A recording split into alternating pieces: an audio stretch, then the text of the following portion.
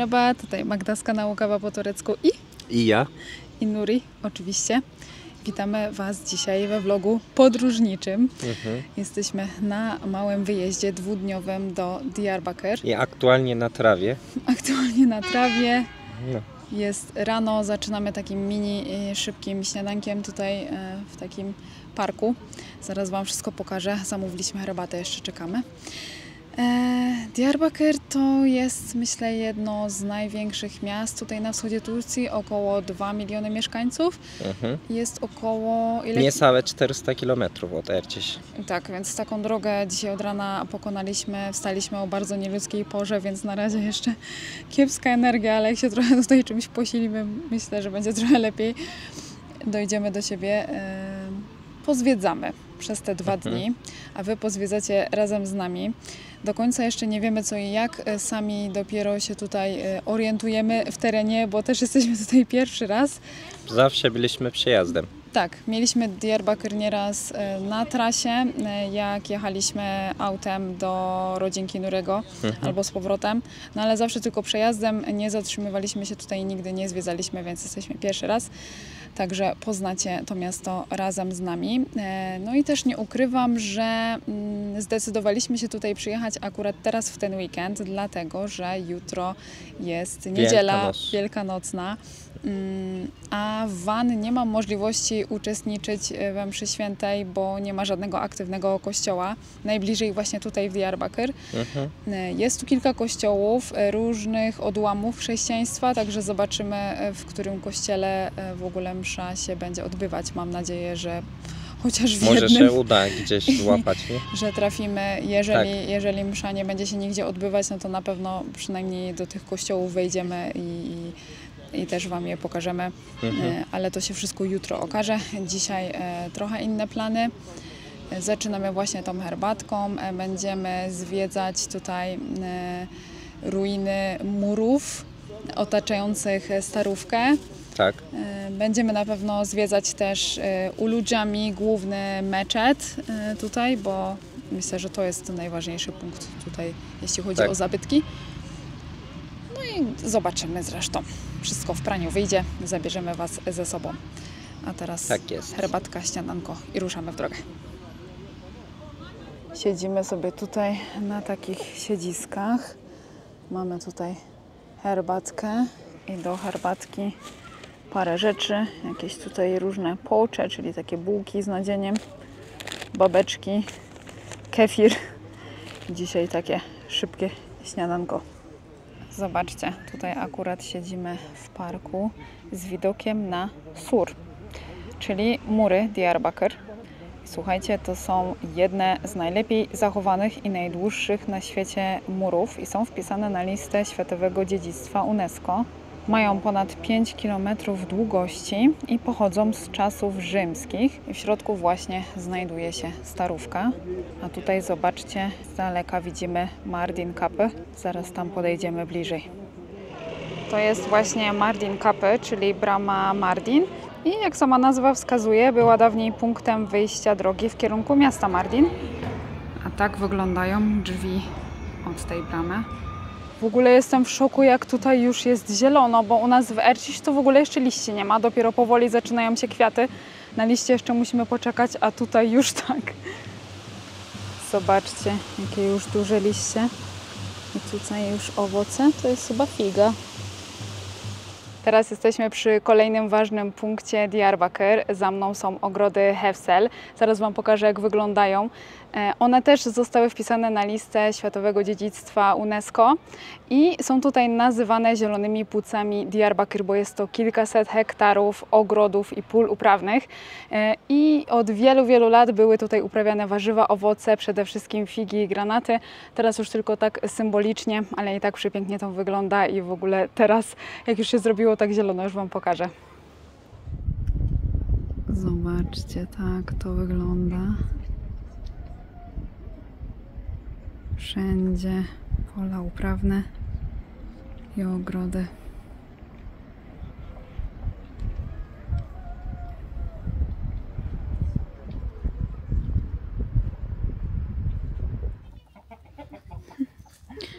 A przy ogrodach Takie widoki.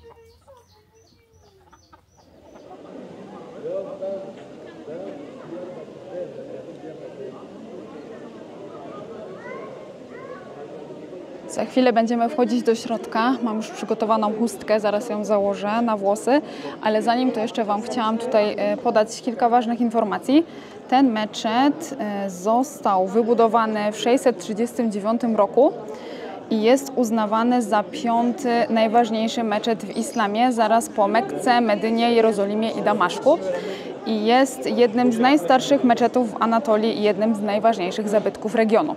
Więc bardzo ważny tutaj punkt naszej wycieczki. Wchodzimy do środka, zobaczymy jak wygląda. Zobaczcie, tutaj przed meczetem są tablice informacyjne. Widzę, że tutaj jest po turecku, po kurdyjsku, po arabsku, po angielsku i po rosyjsku. I mamy tutaj pokazane, jaki jest odpowiedni strój do meczetu dla mężczyzn, dla kobiet. I tutaj jest informacja, że można wypożyczyć sobie coś do narzucenia, chustkę, jeżeli nie mamy przy sobie. Ok, to wchodzimy. A tutaj jest miejsce przeznaczone do abdestu. Tu duszę myją przed modlitwą i z tym można pić. Ludzie tak nalewają i piją.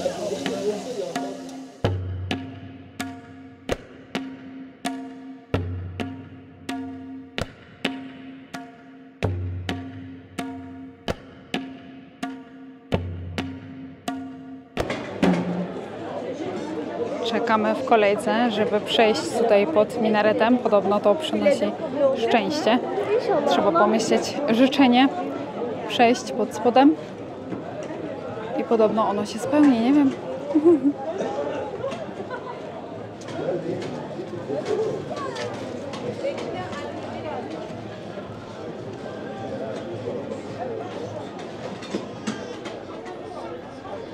Zobaczcie. Ludzie przechodzą w koło.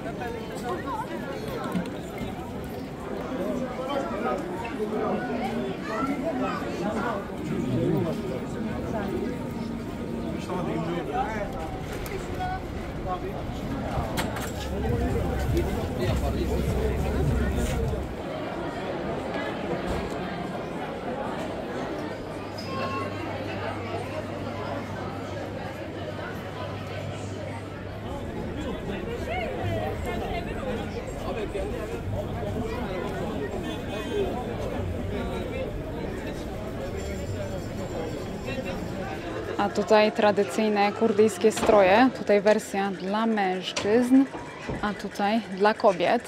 To się nazywa fistan.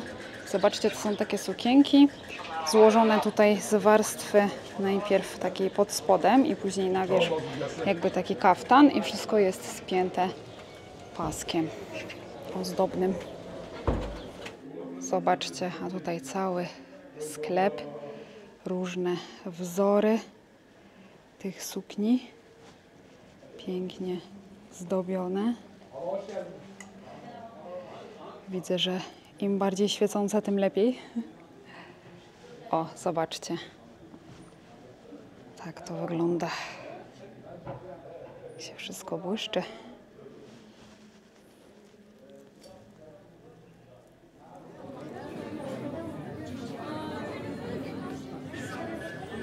Kolejne miejsce, które koniecznie chcieliśmy zobaczyć podczas naszego pobytu tutaj, to Dengbej Evi. Jest to wyjątkowe miejsce, w którym można posłuchać na żywo tradycyjnego kurdyjskiego śpiewu opowieści Dengbeji. Polega to na tym, że mężczyźni śpiewają taką poezję o miłości, o wojnach, migracji, codziennym życiu, bez muzyki i często śpiewają bez przerwy przez wiele godzin, opierając się na pamięci. Także zobaczymy, jak to wygląda. Wchodzimy do środka.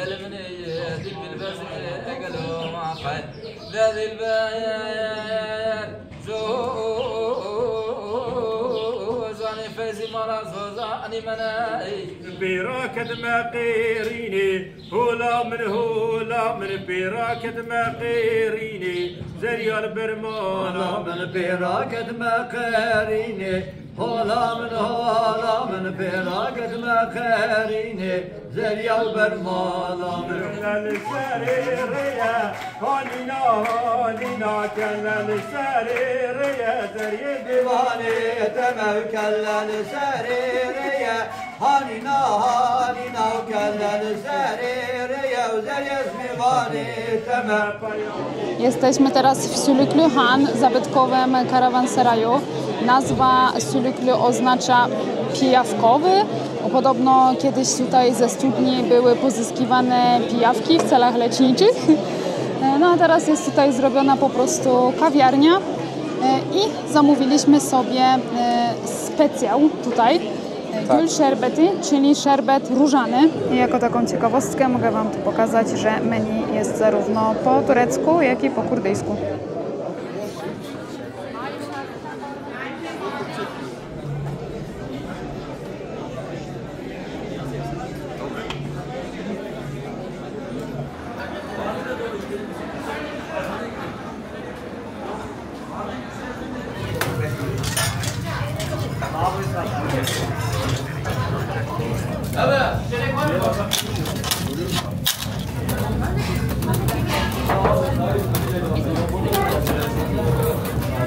Koncept tej restauracji jest taki, że tutaj siedzimy i od razu obok nas jest wszystko przygotowane. 4 şiş var.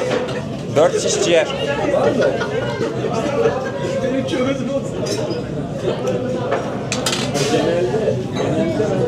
Geldi bir de.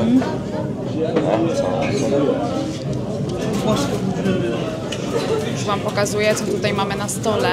Tutaj mamy grillowane papryki, tutaj ezme, czyli taka pasta z warzyw, tutaj cebula, tutaj jeszcze jakaś zielenina, sałatka, do picia ajran z pianką, no i oczywiście gwiazda wieczoru, wątróbka wołowa.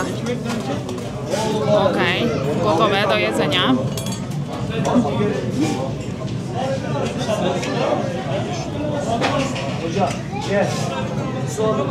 Jak?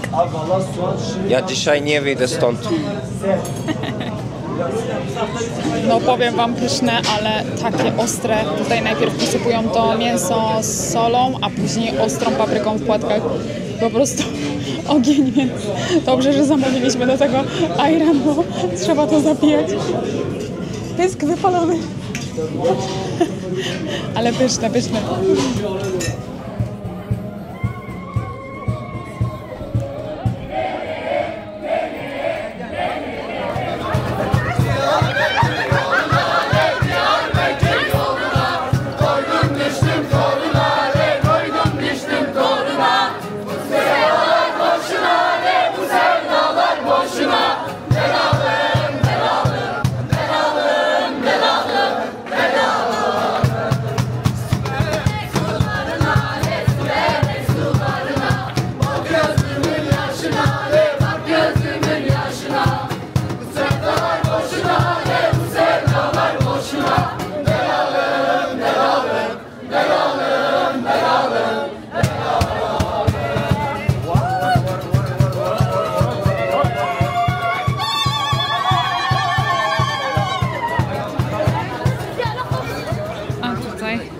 herbata z samowaru. Można sobie usiąść i wypić.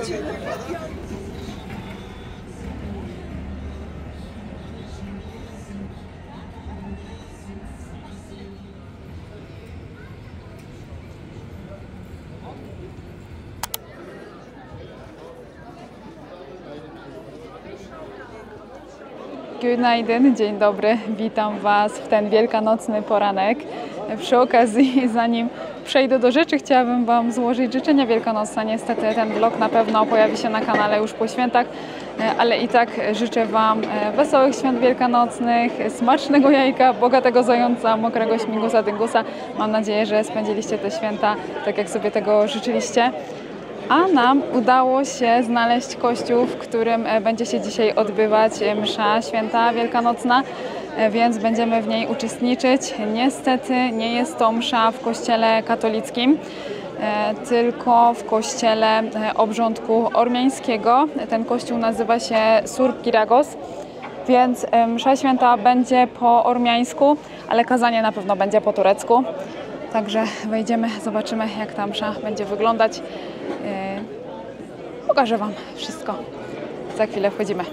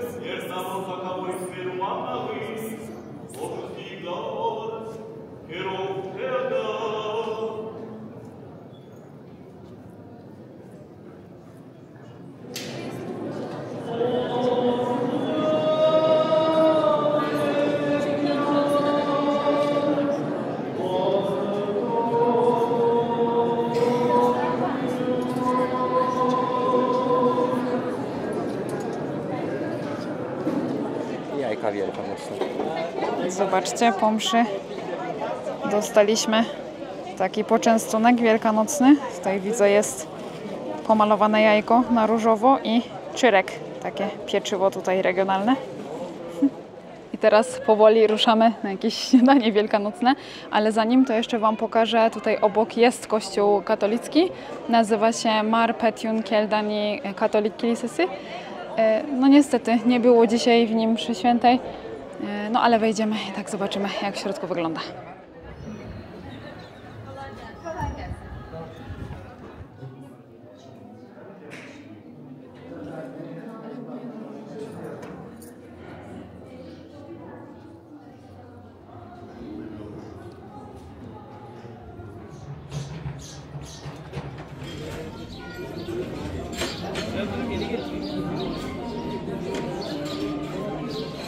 Tak się prezentuje nasze śniadanie wielkanocne. Już Wam opowiem, co tutaj mamy. Zaczynamy od pieczywa. Tutaj jakieś różne smażone rzeczy. Widzę byrek, frytki, papryki. Tutaj suszone pomidory. Tutaj mamy jakieś ezme. Tutaj jest dżem z marchewki, oliwki. Tutaj, nie wiem, pewnie jakiś krem czekoladowy albo tahin, chyba tahin, czyli pasta sezamowa. Tutaj jest kajmak z miodem. Tutaj jest dżem z dyni. To jest peynir helvası, czyli hałwa robiona z sera. Tutaj mamy jogurt. Tutaj papryka, znowu czarne oliwki. Tutaj jajecznica z mięsem. Tutaj nasz wanowy ser z ziołami. Tutaj jeszcze jakiś inny ser. Tutaj mamy warzywka, jeszcze tutaj pomidory z przyprawami. Znowu jakiś ser i zobaczcie, mamy nasze regionalne pieczywo i pisankę wielkanocną, czyli prawdziwe śniadanko. No i czaj oczywiście. Smacznego!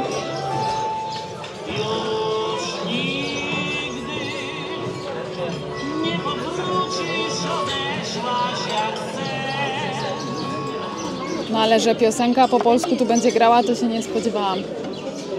Zamówiłeś to? Tak, specjalnie dla Ciebie.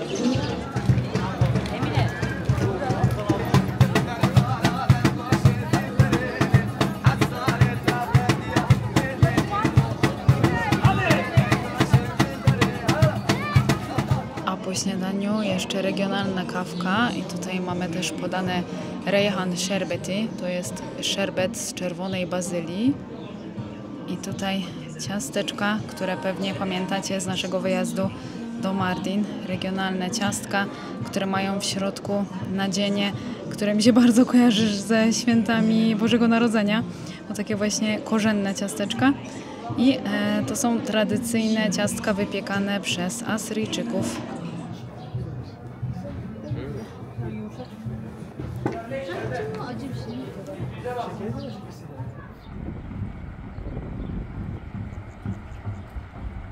I teraz już ostatni punkt naszego wyjazdu do Diyarbakır. Jesteśmy właśnie przy moście On Gözlü Köprü, czyli moście 10 oczu. On się tak nazywa, bo ma 10 łuków. To jest historyczny most i jest położony na rzece Tygrys.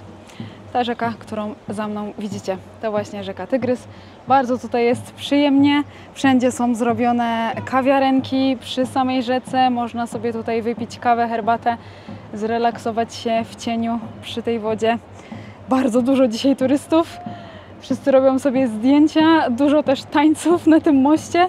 W ogóle mam takie wrażenie, że Diyarbakır to bardzo rozrywkowe miasto. Co chwilę widzieliśmy gdzieś jakichś ulicznych grajków i od razu zbierali się ludzie, żeby też tańczyć i śpiewać.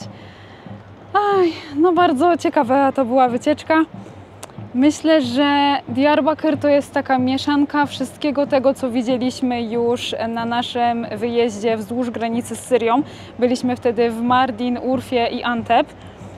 I tutaj właściwie wszystkiego po trochu z tamtego wyjazdu mogliśmy też znaleźć, więc jeżeli podobał Wam się klimat tego miasta, a nie widzieliście tamtych vlogów, to koniecznie do nich zajrzyjcie. Ja Wam wrzucę linki w przypiętym komentarzu. W Mardin to w ogóle byliśmy 2 razy i wtedy za drugim razem mieliśmy też okazję wziąć udział w mszy świętej na małej wioseczce już całkiem przy granicy z Syrią. To było też bardzo ciekawe doświadczenie, także tam sobie zajrzyjcie, bo to już było jakiś czas temu, jak są jacyś nowi widzowie na kanale, to mogli to przegapić po prostu, a warto zobaczyć. No powiem Wam, że Diyarbakır to miasto warte zobaczenia i widzimy, że jest tutaj dużo turystów, ale raczej krajowych. Myślę, że turyści z zagranicy raczej nie wybierają tutaj tych kierunków, a myślę, że warto, jeżeli macie taką możliwość zobaczyć sobie też wschód Turcji, to jak najbardziej polecamy. Pokażę Wam jeszcze tutaj trochę widoków i będziemy powoli ruszać w drogę do domu, bo znowu mamy 400 km do przejechania. Chociaż nie wiem, czy czasem po drodze jeszcze się nie zatrzymamy w Makro Center, bo tego sklepu nie mamy w Van, a są tam różne zagraniczne rzeczy. Zobaczymy, czy są jakieś zajączki wielkanocne, bo w Van nic takiego nie znajdziemy. Dobrze, to jeszcze parę widoków i wtedy będziemy stąd uciekać już w trasę dalej. Patrzcie, żółw. Jak płynie. Zobaczcie, tutaj właśnie są zrobione wszędzie takie siedziska. Można sobie usiąść przy rzece, się zrelaksować.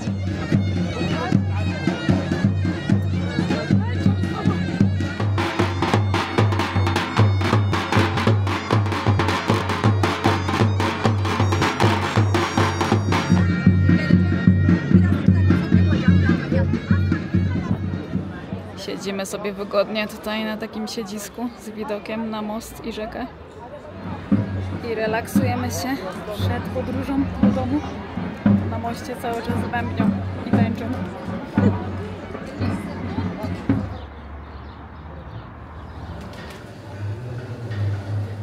Pierniki są. Trochę nie te święta.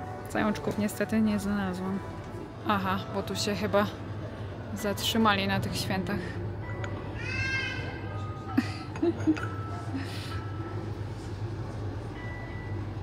Okej, jesteśmy. Kupiliśmy trochę przekąsek na drogę. Na drogę? I ruszamy. Zajączków niestety nie było. Nie, niestety.